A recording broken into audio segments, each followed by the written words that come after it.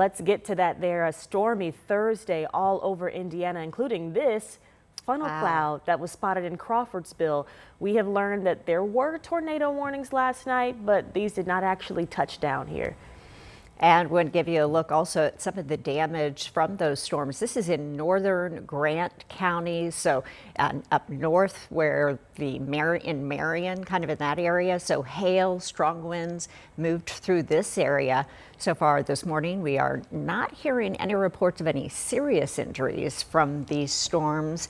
But you know what? We're still seeing the effects this morning. Oh yeah, we are seeing the rain that is ponding or like a lake here on the side of the road. This is Rural Ave here, not too far off from 10th and Sherman. You can correct me if I'm wrong there, but I believe that you can see those cars with hazards on as they are in that lane trying to avoid this pooling of water that is on the side. And depending on where your drive into work takes you this morning, you are going to see a lot of that. We saw a car at 56 in Lafayette earlier this morning that was just stuck and straight. Looked like the driver is just long gone from that car. And you can see just from the spray of that truck that just went through, it is heavy rain in some spots that left this behind. That's right. So you will encounter this. So we welcome you in here at 6 o'clock on your Friday. That radar showing right now that it's pretty south here. Hopefully we can keep it down there as we head into the weekend. Looking for a good one. We've got opening day. Yeah, we do. The Indians today. We need some really good weather. We've got a lot going on. They have their opening night and all opening weekend against St. Paul. We have a Pacers game that's downtown tonight. And then also we got an Indy Fuel game. So there's plenty of options. Okay. You've got a lot of options. Yeah, so what are you going to do for us weather-wise? Well, we're going to be a little chilly. Yeah, it sounds like it. So you may want to bundle up your headed to some of these events. But I can tell you what, when it comes to some of the ponding, did you guys notice how they were using that center lane sometimes? Yeah. But then you have to watch because other people coming from the other direction also want to use it. So just watch out for that this morning. Not necessarily the amount of rain in Indianapolis because we've got about an inch to inch and a half, which is pretty solid for the overnight hours, but it just came down so quickly. And so that's why we have the ponding out there this morning, and it'll likely continue for at least a few more hours through the morning commute.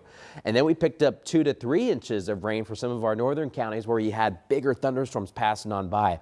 The severe threat is done. Any kind of huge downpours are done here in central Indiana. They've now pushed well off towards the south, but we still have some steady rain anywhere from Martinsville to Bloomington. Good morning around Columbus and Bedford. We've got some showers. Greensburg, we're in the thick of it this morning with the Pirates this morning with rain. Franklin and Edinburgh, Taylorsville and Hope, you've got some showers. Indianapolis, the consistent rain is done. However, we're getting this patchy mist out there, and you may still be getting it farther to the north, even though the radar looks quiet because the clouds are low. And so you may still have some sprinkles for a while. We have picked up anywhere between about 1/4 of an inch to about 3 inches, depending on where you are. And we had some storm reports coming up. I'm going to let you know where there may have been 2 funnel clouds. We showed you the one in Crawfordsville, maybe a brief touchdown. We're not sure. Another one in Tipton County. I'm going to show you those and let you know when warmer air will eventually come back. But let's talk traffic this morning as you're headed out the door.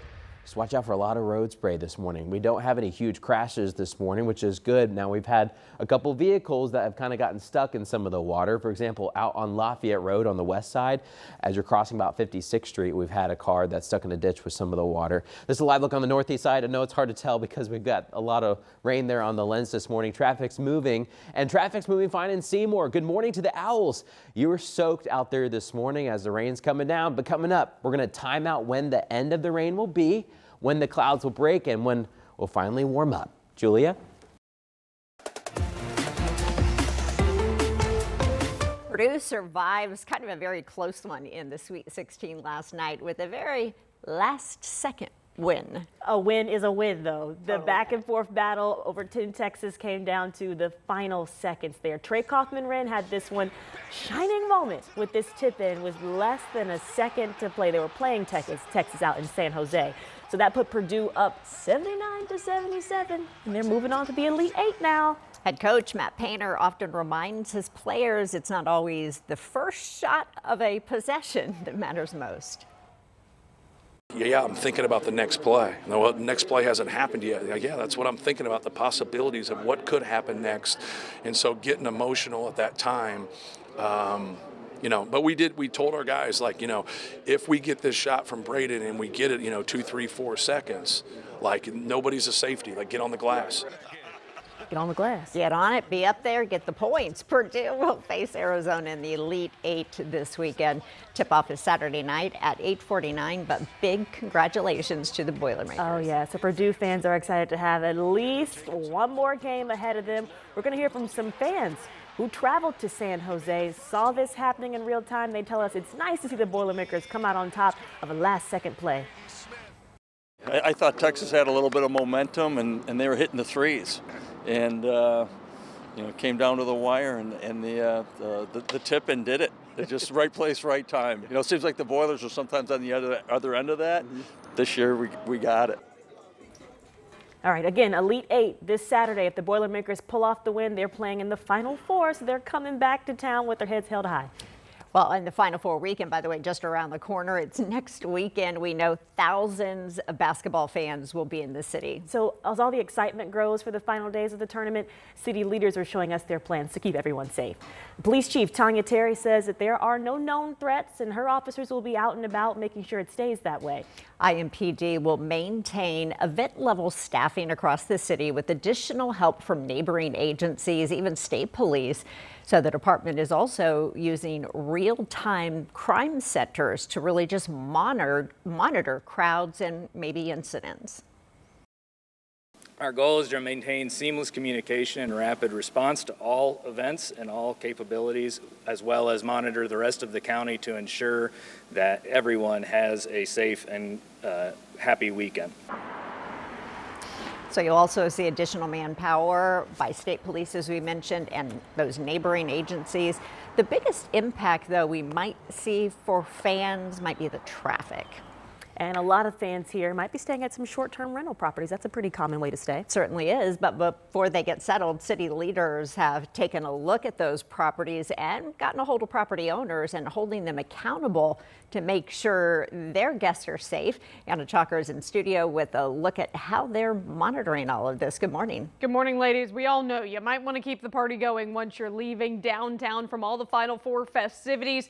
But in recent years, we have reported that some parties at these short-term rentals have led to shootings and other violence. So now there's a way to have an extra set of eyes on these places and the owners and the ones renting as well. It's through the city's short-term rental permit program. And since the start of 2025, short-term property owners have to register and get a permit. And if they don't, that is a Class C infraction. And for those with the Department of Business and Neighborhood Services says that this portal, it really covers all the bases here, especially since many of these property owners don't even live in Indy.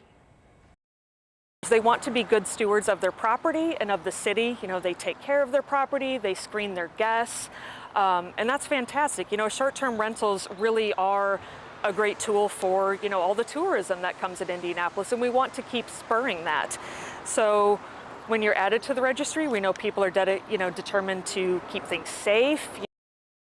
Right now, around 1,200 rentals are registered here in the city. So to do this, if you are a property owner, you have to apply for this permit and you do have to pay $150 the first time per unit for this. And you can use the Citizens Access portal for this through the city's website.